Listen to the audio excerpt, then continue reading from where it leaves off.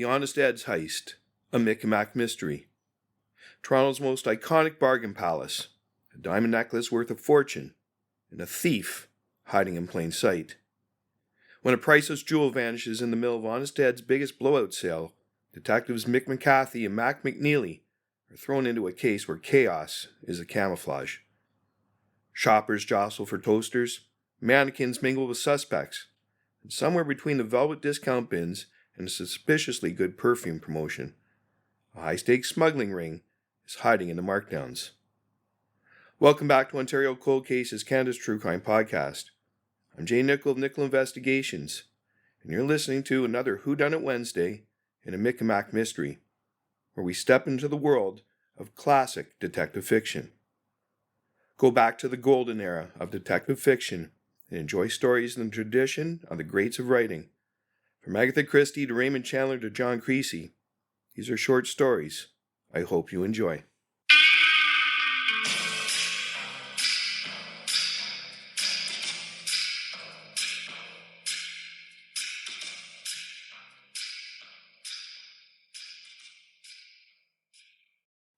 Act 1. Sale of the Century. Chapter 1. Madness on Markdown Monday. If there was one place in Toronto where you could buy a waffle iron, a wedding dress, and a whoopee cushion all in the same 5 minutes, and for under $5, it was Honest Ed's. And on Markdown Monday, the biggest blowout sale of the year, you'd be lucky to make it from one aisle to the next without getting trampled by bargain-hungry hordes wielding shopping baskets like battering rams. Detective Mick McCathie took one step inside the store and felt the wall of heat and humanity slap in the face like a wool sock soaked in sweat. He adjusted his brown fedora, tried to dodge a woman carrying a life-size cutout of Bing Crosby, and grunted. Seen riots in Maple Leaf Gardens with more manners, he muttered. MacNeely, his broader and cheerier counterpart, elbowed his way in behind him, eyes wide.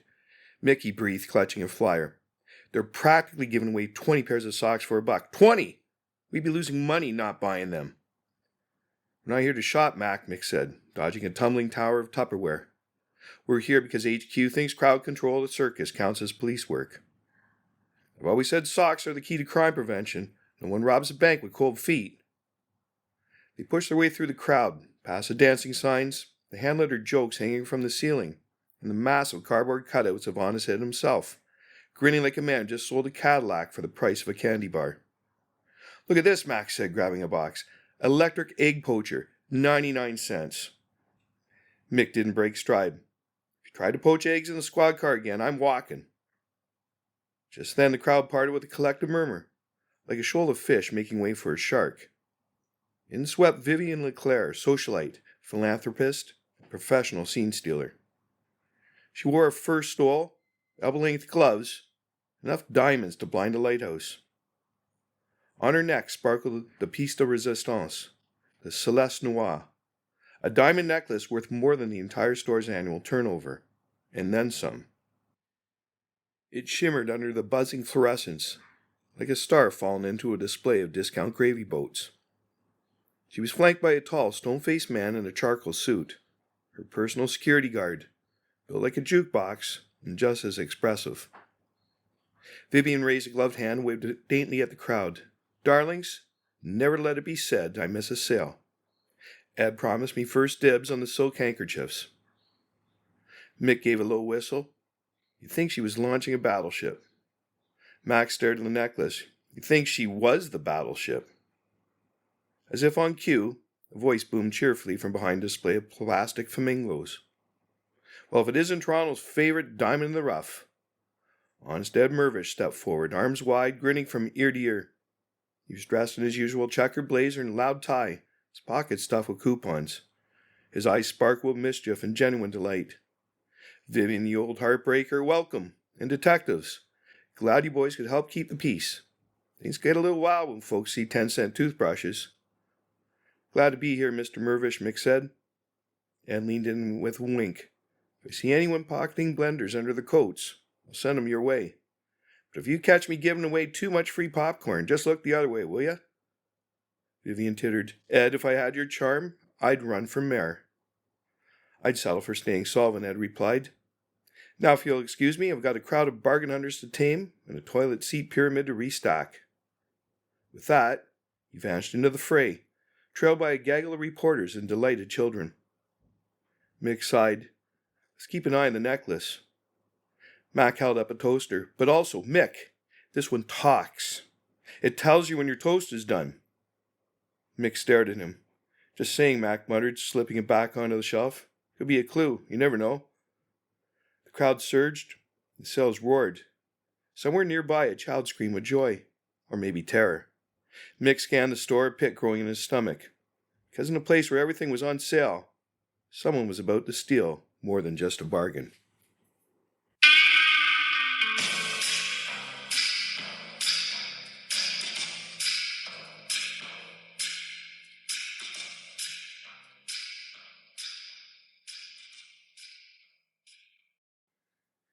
Chapter 2. Vanishing Act in Aisle 9. It happened somewhere between the collapsible ironing boards and the cut-rate cologne. 1 second, Vivian LeClaire was basking in the adoration of bargain-seeking peasants, her diamond necklace catching the light like a chandelier in a hurricane. The next second, chaos. Someone screamed. Something shattered. Somewhere, someone dropped a box of novelty alarm clocks, all of which began shrieking in unison, like a chorus of demented cuckoos. Vivian clutched her throat. My necklace, she gasped. Then she crumpled dramatically to the floor, arms splayed like a silent film starlet, and a perfectly timed gasp was escaping her lips. Her security guard lunged forward too late, and Mack, distracted by a $2 fondue set, nearly tripped over her fox stole. She fainted, Mack shouted. We need air, or maybe smelling salts. Do they sell those here? Forget the smelling salts, Mick snapped, already kneeling beside Vivian. Where's the necklace? It was gone. The Celeste Noire vanished. The crowd buzzed like a beehive, kicked by a steel-toed boot. Some people pressed forward for a better look.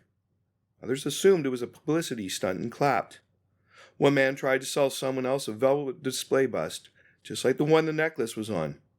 Opportunism, after all, didn't wait for ambulances.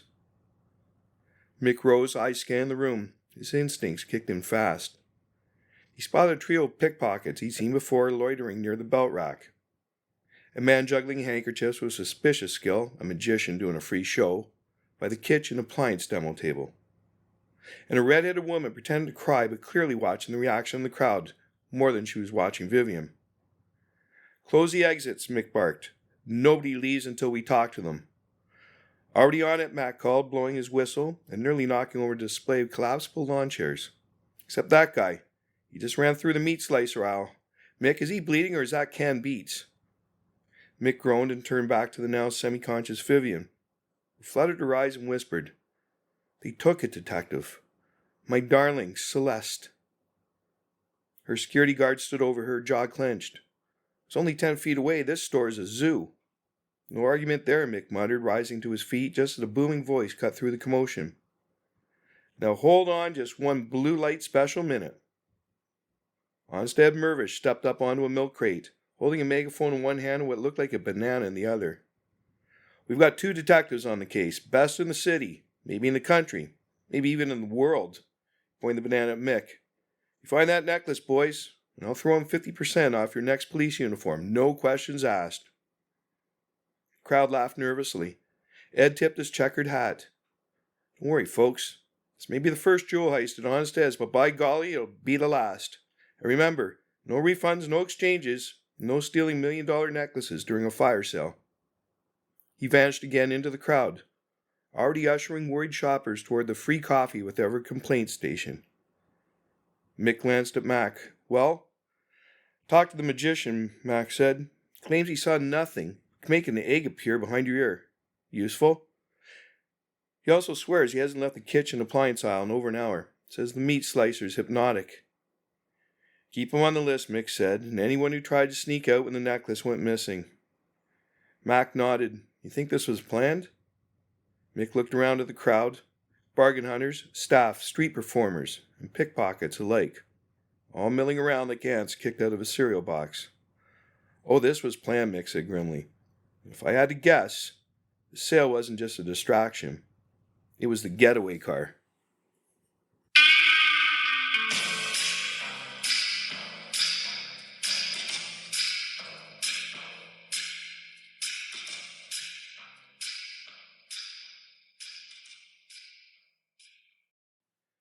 Act 2. Smoke Screens and Smuggles. Chapter 3. Deals and Decoys.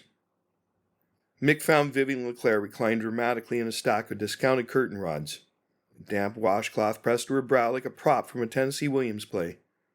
Her bodyguard, a stone-faced man in the charcoal suit, stood nearby, not scanning for threats, but setting up a miniature cardboard display for LeClaire No. 5, a fragrance for the very expensive woman. Mr. Mick began, notebook in hand. Beaumont, the man said, adjusting the perfume display with the precision of a bomb technician. Maurice Beaumont, personal protection and brand ambassador. For Vivian LeClaire, Mick said. You just lost a diamond necklace worth, what was it again? Roughly 70,000, Vivian said wearily, her eyes closed but voice crisp. 3 times that if you count the provenance. It once belonged to a Marchesa with a scandalous reputation, much like myself. Bowman leaned in with a wink. We call the Celeste Noire, but I call it Viv's crowning glory. Mick scribbled. Where were you when it went missing? Right beside her, Beaumont said. But honestly, detective, have you tried watching a necklace and holding a perfume sample tray at the same time? These things aren't glued down, you know. Mick raised an eyebrow. Sounds like multitasking isn't your strong suit. Vivian fluttered her fingers. Maurice is a darling, but he's better at selling my signature scent than fending off diamond thieves. Maurice beamed. We're calling it After the Heist now, limited edition. Mick sighed and snapped his notebook shut. Stay close. Don't steal anything without asking me first. Meanwhile, Mack was locked in a slow-motion pursuit through housewares. A woman in a blue hat with a flower pinned to it was pushing a baby carriage. The thing was stuffed to the brim. Not with a baby, but with discount blenders, plastic flamingos, enough socks and a parachute. She moved with a cautious speed as someone hoping not to attract attention, but obviously deserving it. Mack followed, ducking behind a display of rolling pins, then again behind a cardboard cutout of Eb Mervish wearing a lampshade. He caught up with her near the drapery section, where she parked the carriage and was trying to adjust a giant pink curtain over the top like a canopy. Ma'am, Mack said, tipping his hat, may I ask you what aisle you bought your baby in? The woman froze. He's a heavy sleeper. Mack pulled back the curtain. No baby, no blanket, no bottle. Just boxes. Dozens of identical boxes, all labeled soap dishes, 4 for 25 cents. 2 made for 1 person. 2 clean, 2 uniform. Mack grabbed one, popped it open. Inside, instead of a soap dish, was a small silver compact, with no brand, no label, and a suspiciously fine velvet interior.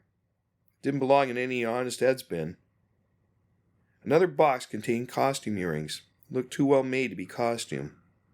Well, Mack murmured, turning one over. And that's when he spotted it. A small scrap of velvet, torn and caught in the spindle of a price tag gun someone had clearly been fumbling with in a hurry. Mack carefully tugged it free. Barely visible on the edge, a tiny gold embossed foreign jeweler's mark. He didn't recognize it, but it wasn't Canadian. It definitely wasn't meant to be wrapped around a 2 for $1 turkey baster. The woman bolted, pushing the empty carriage straight into a pyramid of toilet seats. Mack gave chase, slipping slightly in a carpet sample. But by the time he reached the exit, she was gone. But she left enough behind to tell him one thing. This wasn't just about a necklace. Someone was using the chaos of honest heads to move something else. And they'd been at it long before the diamond disappeared.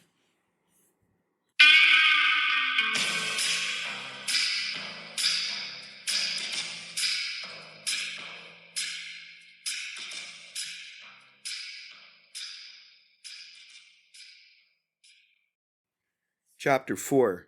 The Department Store Diversion. Honest Ed's was a maze on a good day.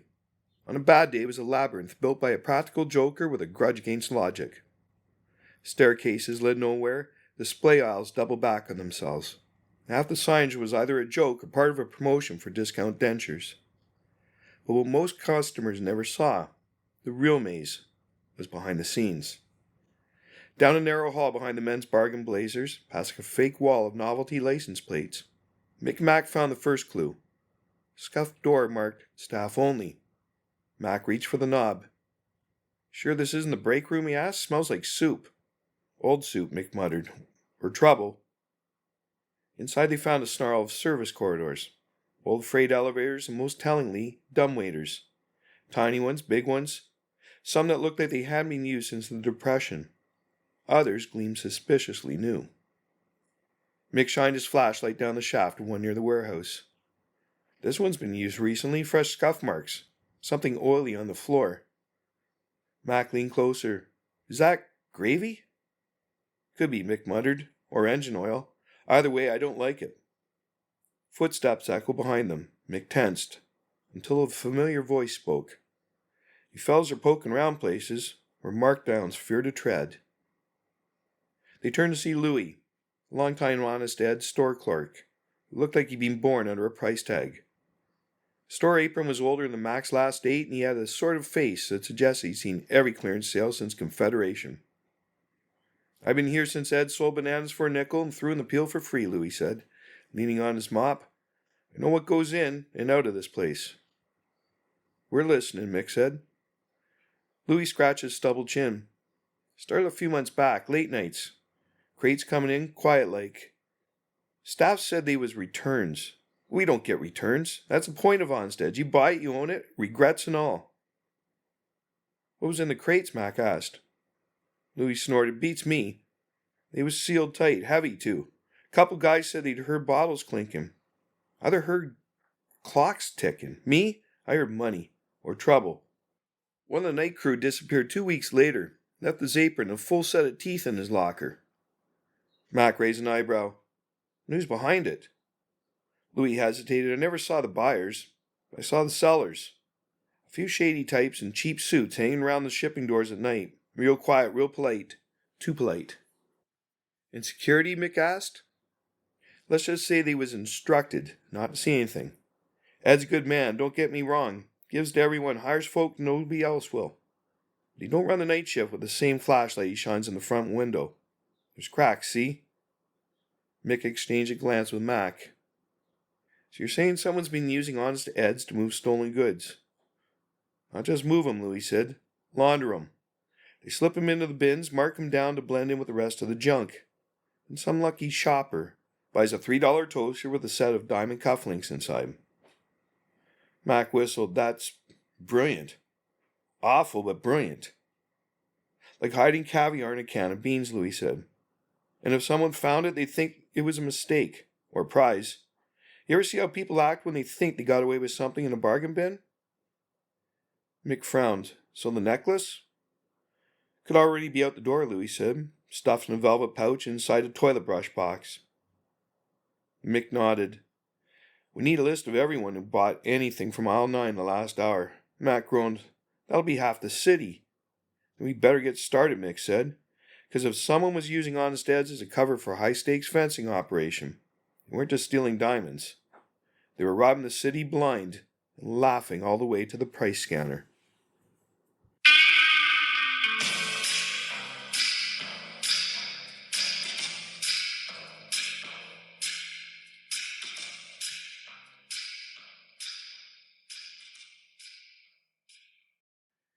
Act 3.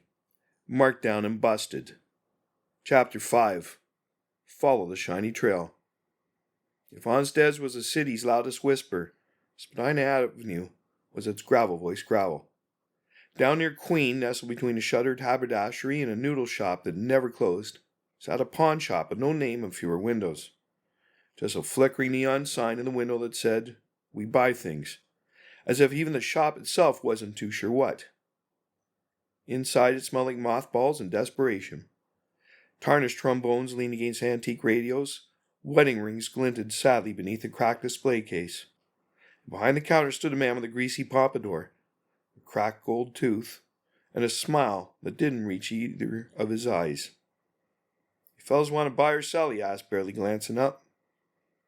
Mick flipped open his badge. "We're here about a necklace." The man gave a low chuckle. "I get a lot of those."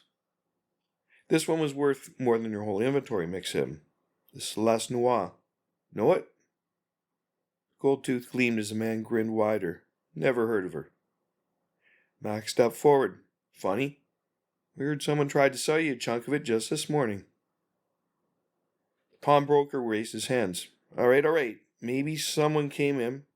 Maybe they had something. Maybe they didn't say where it was from.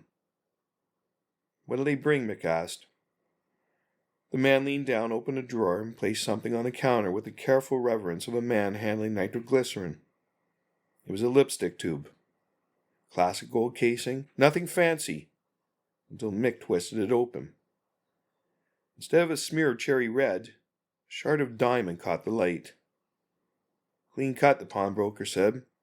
Someone pried it loose and stuffed it inside like a lipstick refill. Real pro work. Not the kind of job you do with garden shears and a prayer. Mack squinted at it. How many pieces? Just that one came in, but it's part of a set, yeah? Lady said you had a few more to sell. Never came back. What did she look like?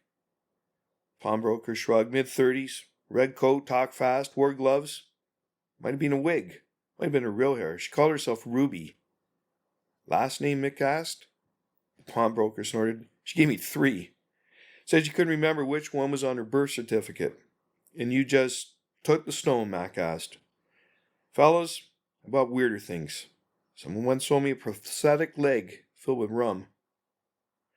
Mick pocketed the lipstick tube. We'll need the rest of that drawer. Sure, the man muttered, but for the record, I didn't know it was hot. For the record, Mick said, we never said it was. As he stepped out into the cold, Mick turned the tube over in his hand. 1 piece down, he said. Probably 4 or 5 more to go, Mack added. You think she's fencing it bit by bit? I think she's smart enough to know that selling it whole was too risky, Mick said. So she's breaking it up, moving it through small shops and street dealers. Maybe even blending it in with smuggled jewelry from that department store pipeline. Savvy, Mack muttered. And if she's working with that smuggling crew, she's not just a pickpocket, she's a pro. Mick looked back down Spadina. It's time we find out who Ruby really is, before she turns a necklace into ashes and pocket change.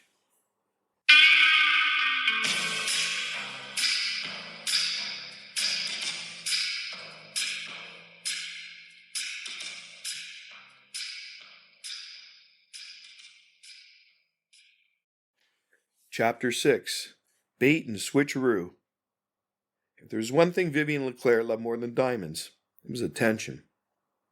So when Mick suggested she wear a replica necklace during Honest Ed's end of sale spectacular, she didn't disagree. She insisted on a press release. A photographer from the Telegram, and a costume change that involved 6 scarves, a new hat, and a boa made of something endangered.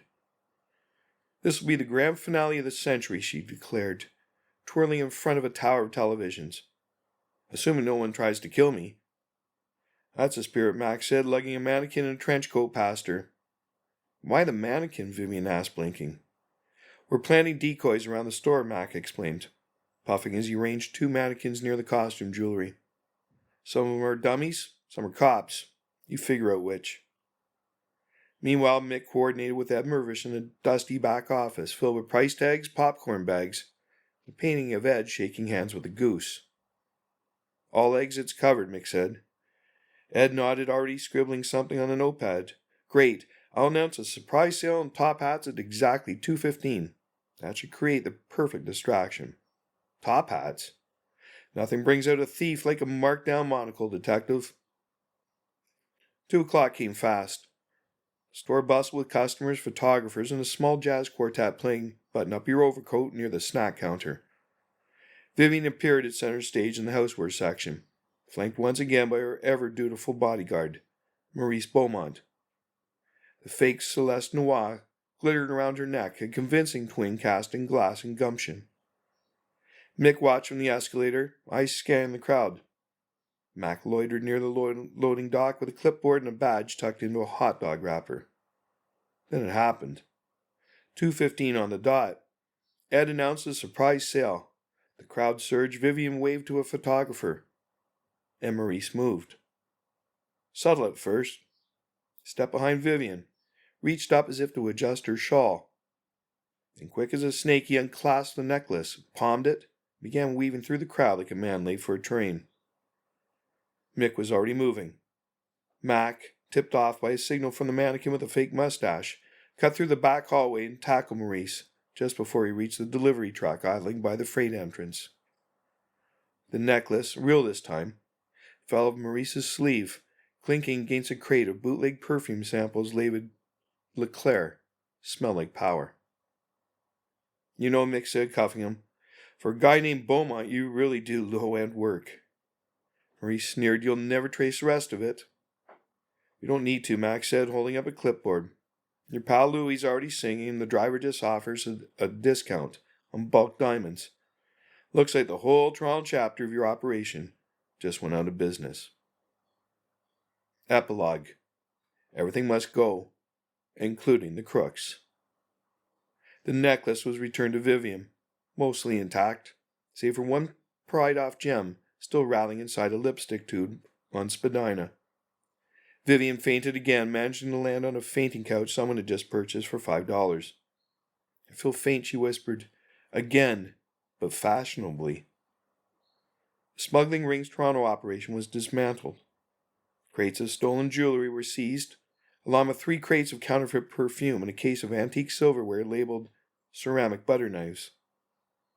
A surprisingly sharp-eyed floor manager, a wiry fellow named Benny who'd been keeping tabs on suspicious late-night shipments, was offered an application to the police academy. He accepted, with a discount on socks.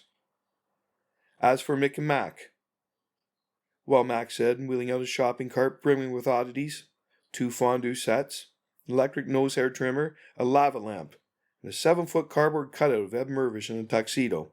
I think that about wraps it up. Mick narrowed his eyes. You know we're filing that as evidence, right? Mack grinned. Evidence of a darn good sale. Mick sighed. At least you didn't buy another electric egg poacher. Mack potted the box on top. Oh no, I got 2. They stepped out in the cool Toronto evening, Honest Ed's neon lights blinking behind them like a wink from the city itself. The necklace was safe. The crooks were caught. And somewhere inside the store, Ed Mervish was probably selling authentic Heist memorabilia for half price and throwing in a laugh for free. The end. Thank you for listening. This has been J. Nicoll of Nicoll Investigations, and you've been listening to a Mick and Mack mystery. Be sure to tune in next week for the next episode. Ontario Cold Cases, Canada's True Crime Podcast. Available wherever you listen to your favorite podcasts. Subscribe to Ontario Cold Cases today so you never miss an episode. Please share your thoughts and questions in the comments.